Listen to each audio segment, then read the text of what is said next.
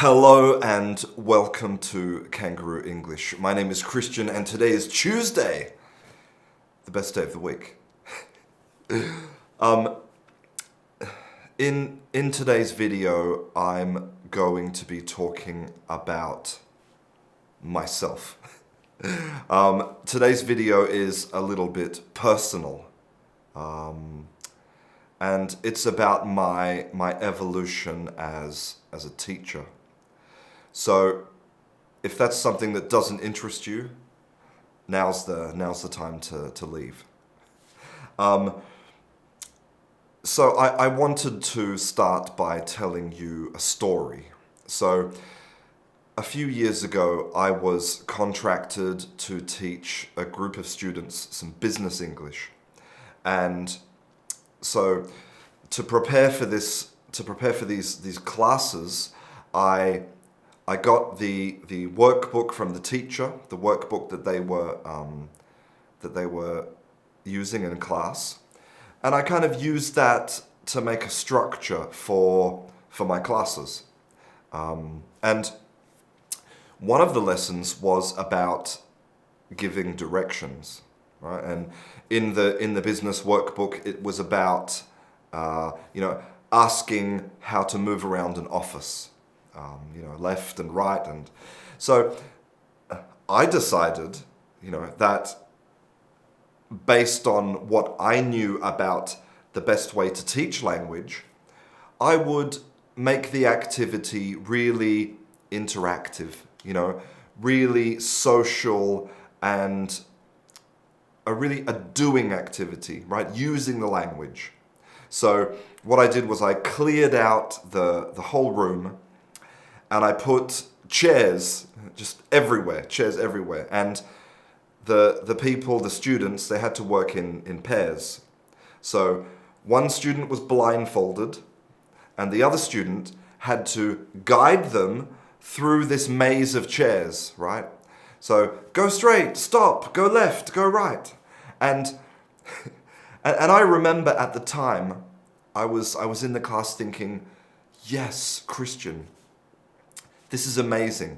This is the real way to teach directions. We're doing it. It's interactive. It's not boring. It's like, this is a great class. But what I didn't realize, what I never stopped to take into account, is that for these students, learning how to give and understand directions was basically a useless skill. Almost completely useless, right? In any child's or adult's life, they very rarely need to ask for directions. It's like number 10,000 of things that you need to do with language, right? Especially in a business environment.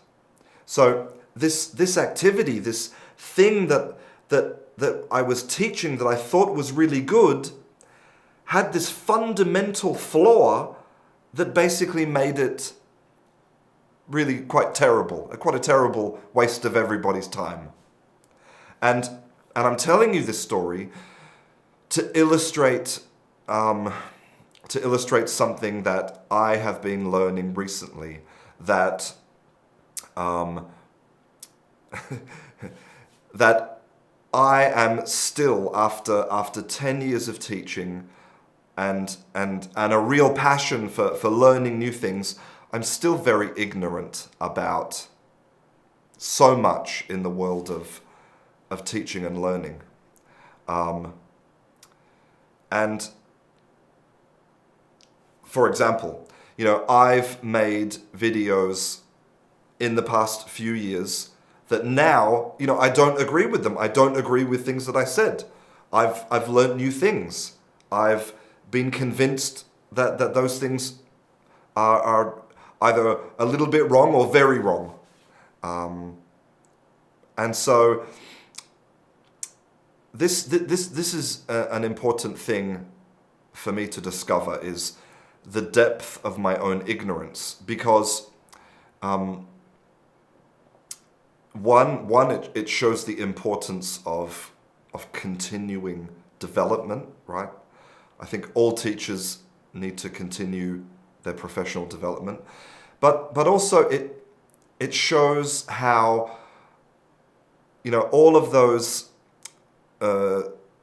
individuals, those teachers, all of those companies who are selling the solution to learning English or learning a language, you know, they've got the system, they've got the app, they've got the web courses, whatever it is, whoever is claiming to have the magic solution just doesn't. Because, you know, the more that I talk to people, you know, professionals in the world of language, you know, psycholinguists and second language acquisition experts, people who've dedicated all of their lives to one aspect of language, one thing, and they tell me, you know, we don't really know.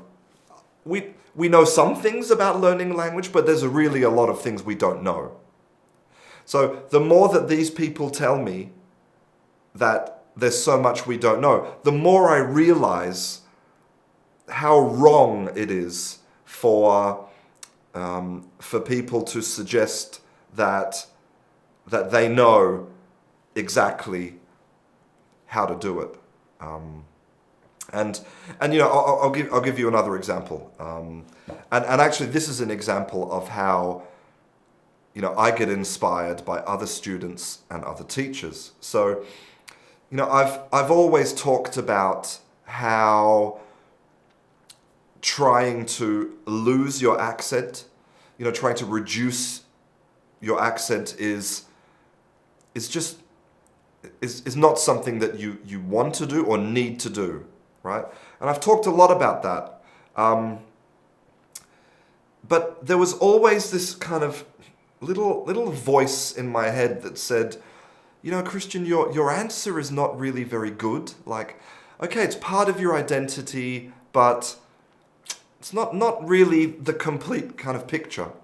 And recently, this other teacher, Emmy from Rome, she sent me a link to a video from an accent coach, okay? And this accent coach was talking about this specific thing, about reducing or losing your accent. And he said in the video, he said, what you're doing when you improve your pronunciation, you're not losing or reducing your old accent, you're gaining a new one. You're gaining a new skill. And I just instantly, it clicked, yes. Yes, that's exactly it. That was the missing piece, you know, the missing little piece of the puzzle, right? It's not about losing, it's about gaining more skills. And, you know, they're the little things that make me a better teacher every day. You know, when I learn something new that helps me to complete the picture so that I can pass that on to students. So the reason that I'm making this video, and I'm still not 100% clear why I'm sharing this, but I think the one thing that I have learned that is underneath all of language is the social aspect. Nobody, you know, scientist or teacher, nobody who has success at learning or teaching language can deny the social aspect. So if you do one thing in your language learning or in your language teaching, if there's one principle, like one foundation for everything that you do, it should be the social aspect. Because, you know, the social aspect is why some children know more vocabulary than other children, because people talk to them. The social aspect is why students pay more attention in class, because they get treated like individuals.